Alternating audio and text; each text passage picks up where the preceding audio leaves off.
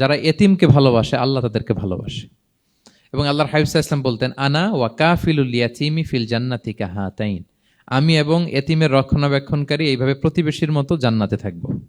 এই দুই আঙ্গুলের মাঝে যেমনি গ্যাপ নাই, আমার আর এতিমের রক্ষণাবেক্ষণকারী তার বাড়ির মাঝখানে কোনো গ্যাপ থাকবে না জান্নাতে। We will be neighbour in paradise. জান্নাতে এরকম আমরা কাছাকাছি থাকবো।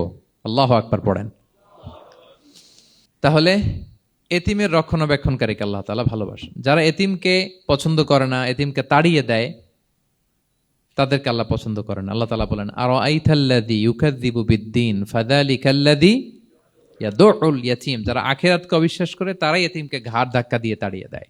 কোনো বিশ্বাসী কখনো এতিমের সাথে খারাপ আচরণ করে না।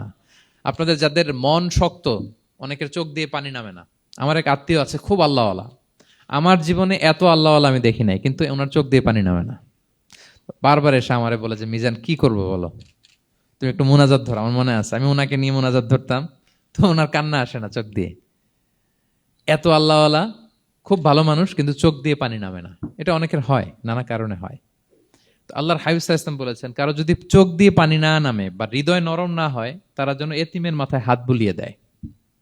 এক সাহাবী এসে বলেন, ইয়া রাসূলুল্লাহ, আমার হৃদয়টা বড় শক্ত, হৃদয় নরম হয় না। রাসূল সাল্লাল্লাহু আলাইহি ওয়াসাল্লাম বললেন, তাই? আতুহিব্বু আন ইয়ালিনা কলবুক, তুমি কি চাও তোমার হৃদয় নরম হোক, ওয়া তুদরাকা হাজাতুক, এবং তোমার আশা পূরণ হোক? তিনি বললেন, হ্যাঁ। তখন রাসূল সাল্লাল্লাহু আলাইহি ওয়াসাল্লাম বললেন, ইরহামিল ইয়াতীম, এতিমের উপর রহম করো। ওয়ামসা আলা রাসি, এতিমের মাথায় হাত বুলিয়ে দাও। ওয়া আতইমহু মিন তুআমিক, তোমার খাবার এতিমকে খাওয়াও। তালিনু কলবুক, তোমার অন্তর নরম হবে। তুদরাকা হাজাতুক, তোমার ইচ্ছা পূরণ হবে। তাহলে হৃদয় যদি শক্ত থাকে, কার মাথায় হাত বুলাবেন? বুলাইছেন কখনো? খুঁজে খুঁজে হাত বুলাবেন। বাংলাদেশে তো অনেক অরফেনেজ আছে, অনাথ আশ্রম, ওখানে যাবেন। সুযোগ হলে একদিন যে একটু লাঞ্চ করলেন ওদের সাথে বসে, ডিনার করলেন, একসাথে খেলেন, ওদের মাথায় হাত বুলিয়ে দিলেন, সাধ্যমতো কিছু উপহার হাতে তুলে দিলেন, আপনার ইচ্ছা পূরণ হবে আর আপনার হৃদয় নরম হবে ইনশাআল্লাহ। আর এতিমকে আদর করা মানে নবী সাল্লাল্লাহু আলাইহি ওয়াসাল্লামের প্রতি ভালোবাসা দেখানো। কারণ আমার নবী এতিম হয়ে বড় হয়েছেন।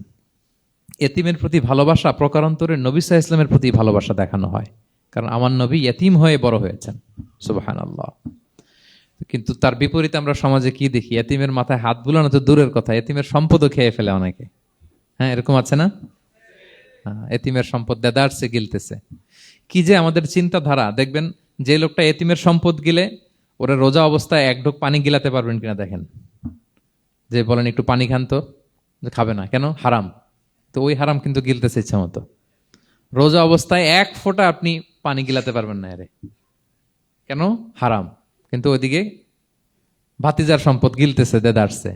আল্লাহ বলেন, এটা ভাতিজার সম্পদ না, এটা তুমি জাহান্নামের আগুন পেটে ঢুকাচ্ছ।